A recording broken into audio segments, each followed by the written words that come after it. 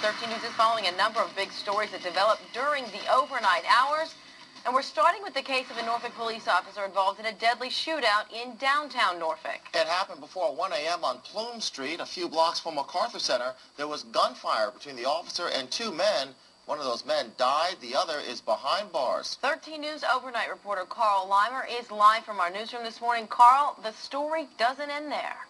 No, it doesn't. In fact, police are trying to determine if the two suspects had just shot a man moments before the officer happened upon them.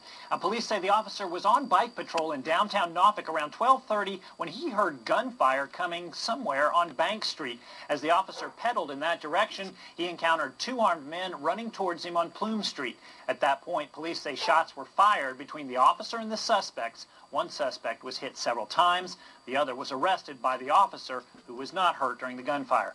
Moments later, police found a gunshot victim in a car on Bank Street. He was rushed to the hospital with life-threatening injuries. Police think he may have been shot by the two suspects. Investigators still working to determine if that's the case. Police say this is a situation where the bike patrol officer got to the scene of a crime quickly and encountered a dangerous situation that he never anticipated.